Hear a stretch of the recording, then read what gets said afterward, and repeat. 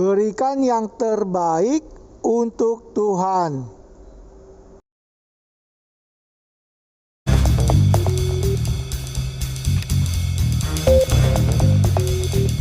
Hai, Tuhan bersamamu. Selamat jumpa kembali dengan Cuap-Cuap Kawam Katolik Awam.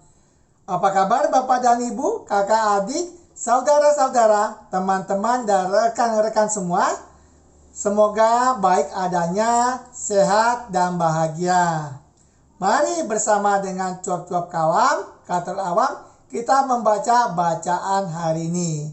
Sebelumnya ingatlah untuk memberikan like, komentar, dan share kepada yang lain sehingga mereka dapat membaca dan mendengarkan bacaan hari ini serta mendapatkan juga berkat belas kasih dari Tuhan. Mari kita hening sejenak sebelum kita membaca. Inilah Injil Yesus Kristus menurut Lukas bab 12 ayat 39 sampai 48. Tetapi ketahuilah ini, jika tuan rumah tahu pukul berapa pencuri akan datang, ia tidak akan membiarkan rumahnya dibongkar. Hendaklah kamu juga siap sedia, karena Anak Manusia datang pada saat yang tidak kamu sangkakan. Kata Petrus, Tuhan, kamikah yang engkau maksudkan dengan perumpamaan itu atau juga semua orang? Jawab Tuhan, jadi siapakah pengurus rumah yang setia dan bijaksana yang diangkat oleh tuannya menjadi kepala atas semua hambanya untuk memberikan makanan kepada mereka pada waktunya? Berbahagialah hamba yang didapati tuannya melakukan tugasnya itu ketika tuannya itu datang. Aku berkata kepadamu, sesungguhnya tuannya itu akan mengangkat dia menjadi pengawas segala miliknya. Akan tetapi jikalau hamba itu jahat dan berkata di dalam hatinya, Tuanku tidak datang-datang, lalu ia mulai memukul hamba-hamba laki-laki dan hamba-hamba perempuan dan makan, minum, dan mabuk. Maka tuan hamba itu akan datang pada hari yang tidak disangkakannya dan pada saat yang tidak diketahuinya dan akan membunuh dia dan membuat dia senasib dengan orang-orang yang tidak setia. Adapun hamba yang tahu akan kehendak tuannya tetapi yang tidak mengadakan persiapan atau tidak melakukan apa yang dikehendaki tuannya, ia akan menerima banyak pukulan. Tetapi barang siapa tidak tahu akan kehendak tuannya dan melakukan apa yang harus mendatangkan pukulan, ia akan menerima sedikit pukulan. Setiap orang yang padanya banyak diberi, daripadanya akan banyak dituntut. Dan kepada siapa yang banyak dipercayakan, daripadanya akan lebih banyak lagi dituntut. Demikianlah sabda Tuhan, terpujilah Kristus.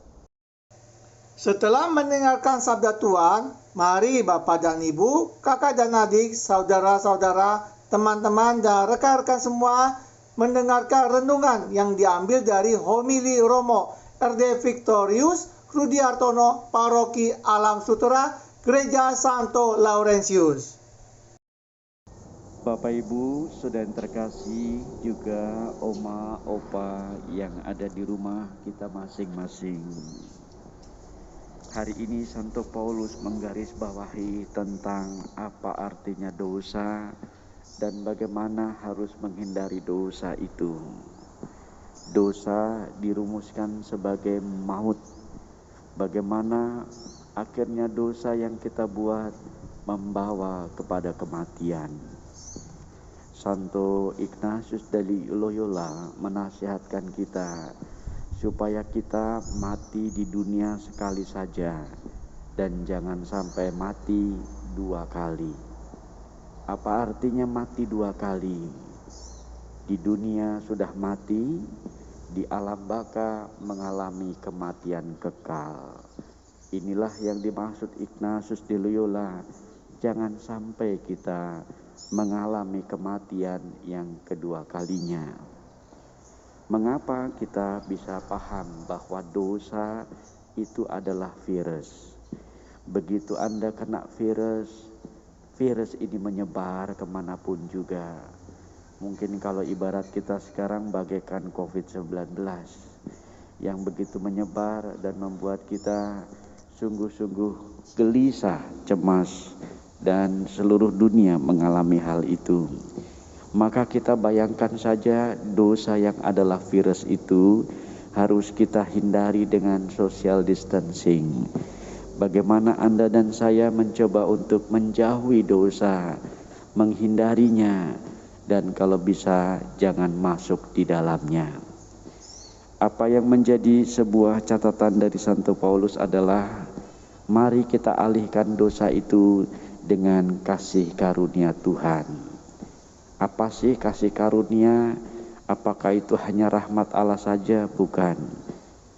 Kasih karunia adalah bakat, talenta, kemampuan yang Tuhan berikan pada Anda dan saya untuk dikembangkan. Maka ketika Anda memperoleh kasih karunia, hendaknya Anda mampu mempertanggungjawabkan itu di dalam kehidupan.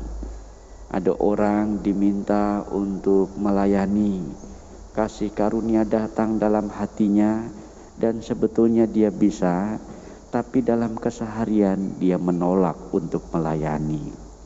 Akhirnya hidupnya tidak jadi berkat. Tapi begitu Anda dan saya menyadari bahwa kasih karunia itu tinggal dan hidup pada Anda dan saya, maka tanggung jawab itu bertumbuh. Kata Tuhan hari ini bagus. Barang siapa diberi banyak, banyak pula yang dituntut daripadanya. Dan barang siapa dipercaya banyak, lebih banyak lagi yang dituntut daripadanya. Kalau orang diberi kasih karunia bakat kemampuan banyak, kembangkan itu. Jangan disimpan, jangan ditutup-tutupi, jangan malu-malu pula. Karena hidup Anda dan saya besok kalau udah mati adalah pertanggungjawaban. Jadi kalau hari ini kita mempertanggungjawabkan bakat dan talenta, kemampuan, kasih karunia Tuhan, hendaklah kita tanggung jawabi itu dengan maksimal.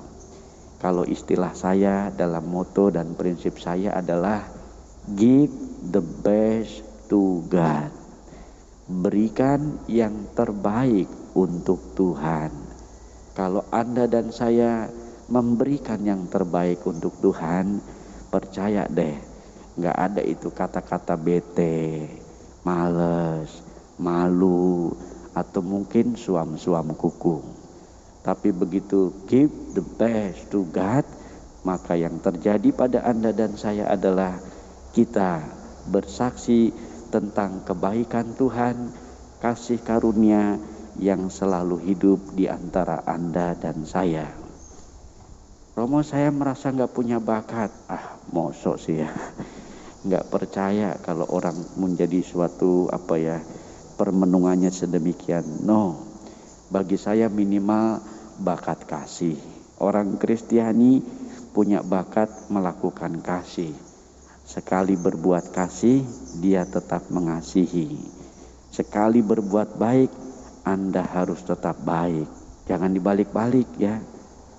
Tuhan gak baik sama aku, maka aku gak usah baiklah. Salah ya.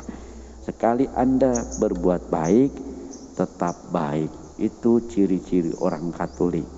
Dan bagaimana hari ini Santo Paulus menggarisbawahi kita supaya kita senantiasa mempertanggungjawabkan kerja dan jerih payah kita itu siang malam melalui pertanggungjawaban kita untuk menumbuh kembangkan kasih karunia. Resep terakhir adalah bagaimana menumbuh kembangkan itu lagi, Romo. Bayangkan saat-saat terakhir. Bayangkan Anda akan meninggalkan dunia ini. Ini bahasa Anthony de Mello. Ketika Anda merumuskan hidup Anda akan berakhir hari ini, berilah yang terbaik. Dan bagaimana ketika Anda dan saya memberikan yang terbaik, renungkan apa-apa yang sudah kita buat untuk Tuhan dan sesama kita. Firman Tuhan hari ini mengundang Anda dan saya untuk mempertanggungjawabkan semuanya itu, termasuk bakat dan kesaksian hidup kita. Tuhan memberkati. Amin. Tuhan bersamamu. Terima kasih Bapak dan Ibu, kakak dan adik, saudara-saudara, teman-teman dan rekan-rekan semua yang telah ikut serta membaca bacaan hari ini. Sampai jumpa kembali dengan cuap-cuap kawan Katolik awam. Salam sehat, sejahtera, dan bahagia. Tuhan memberkati.